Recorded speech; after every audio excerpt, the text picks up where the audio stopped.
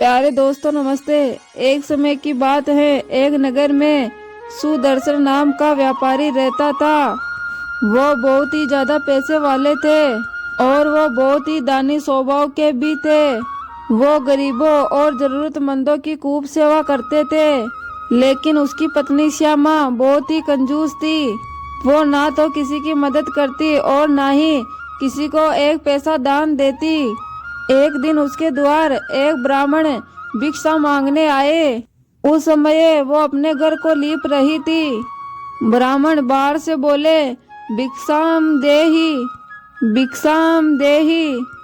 श्यामा बाहर आकर बोली, बाबा अभी मैं घर की सफाई में बहुत ही व्यस्त हूँ, अभी आप जाइए, अभी मैं आपको कुछ नहीं दे सकती। यह सुनकर ब्राह्मण वहां से खाली हाथ ही लौट जाते हैं और फिर कुछ दिनों के बाद वापस आते हैं। भिक्षाम देहि, भिक्षाम देहि। श्यामा बाहर आकर कहती हैं, बाबा अभी मैं घर वाले और बच्चों को खाना खिला रही हूँ, मेरे पास थोड़ा भी वक्त नहीं है, कृपा करके आप अभी यहाँ से चले जाइए, मैं अभी आपको कुछ नहीं दे सकती। ऐसा ही ब्राह्मण के साथ 3-4 बार हुआ। वो ब्राह्मण भिक्षा लेने आता और श्यामा उसे खाली हाथ ही वापस लौटा देती थी।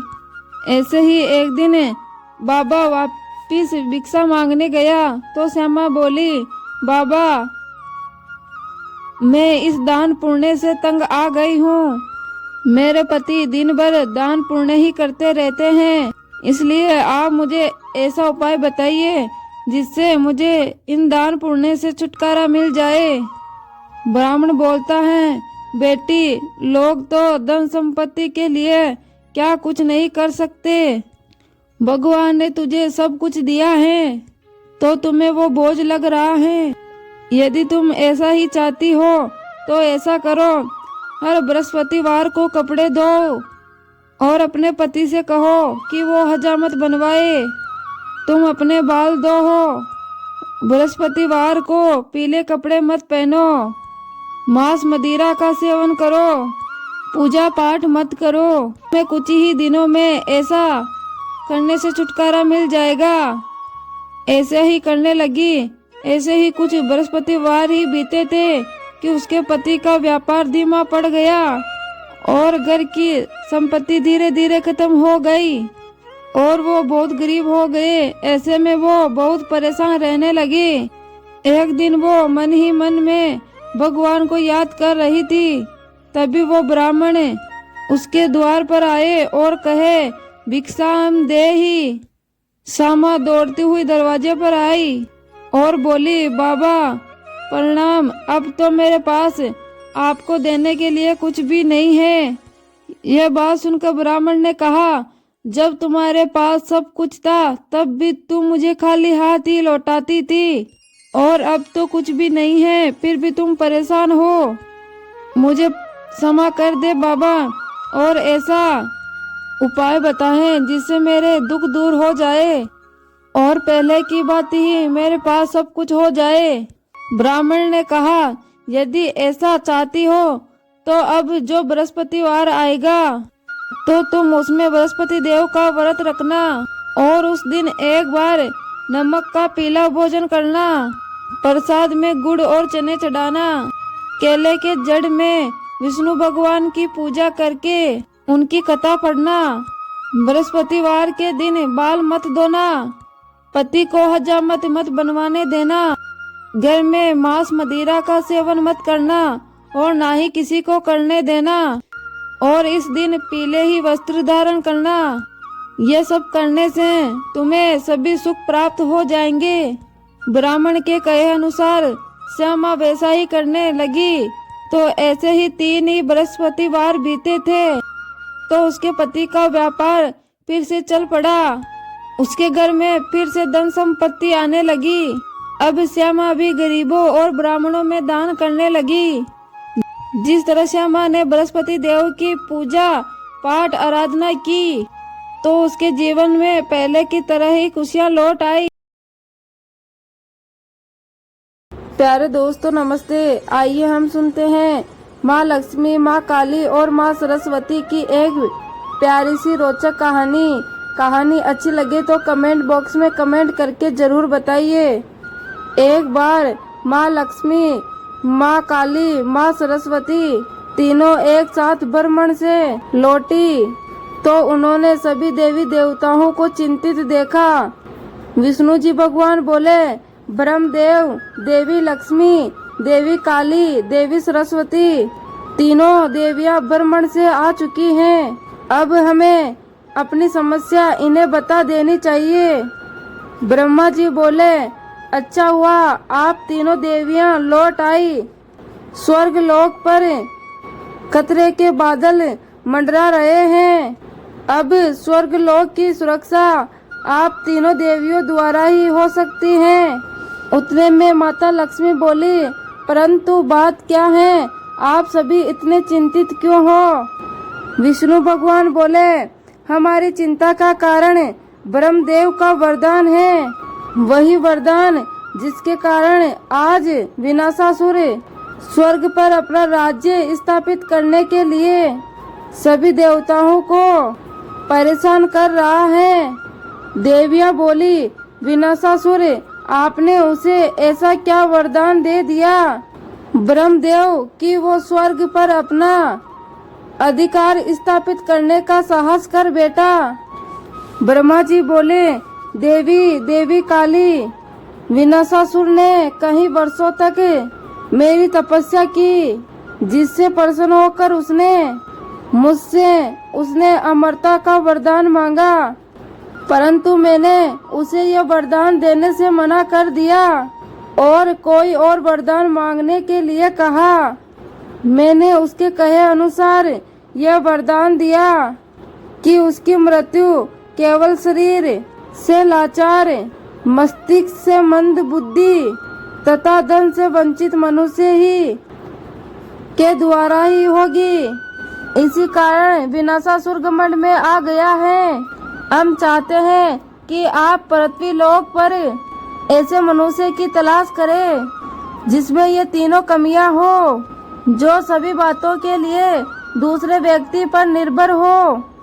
आप तीनों देवियों की शक्ति जब एक हो जाएगी तो विनाशासुर का अंत हो जाएगा। माता लक्ष्मी, आप धन और वैभव की देवी हैं। माता सरस्वती, आप विद्या और बुद्धि की देवी हैं तथा माँ काली, आप शक्ति स्वरूपा हैं। यदि आप तीनों की शक्तियाँ उस मनुष्य को प्राप्त हो जाएगी तो फिर मेरे दिए गए वरदान के अनुसार उस मनुष्य के हाथों विनाशासुर का अंत हो जाएगा। देवियां बोली, आप अपनी चिंता छोड़ दीजिए ब्रह्मदेव, हम तीनों देवियां अपने लक्ष्य को पूरा करके ही लौटेंगे। आप तीनों देवियां महान हैं। आप तीनों देवियों की मित्रता और एकता और शक्ति से ही अब विनाशासुर का सर्वनाश होगा और फिर माँ लक्ष्मी, माँ काली, माँ सरस्वती तीनों देवियां धरती लोक पर पहुँचती हैं। तीनों देवियां उस मनुष्य की तलाश कर रही थी। उन्हें कोई भी ऐसा मनुष्य दिखाई नहीं दिया। चलते चलते वो बहुत ही एक छोटे से गांव में पहुंची। वहां पर कुछ औरतें पानी भर रही थी और एक बूढ़ी औरत को पानी भरने के लिए रोक रही थी। अरे काकी, तुम कौन सा घर पे रोटी सब्जी बनाती हो?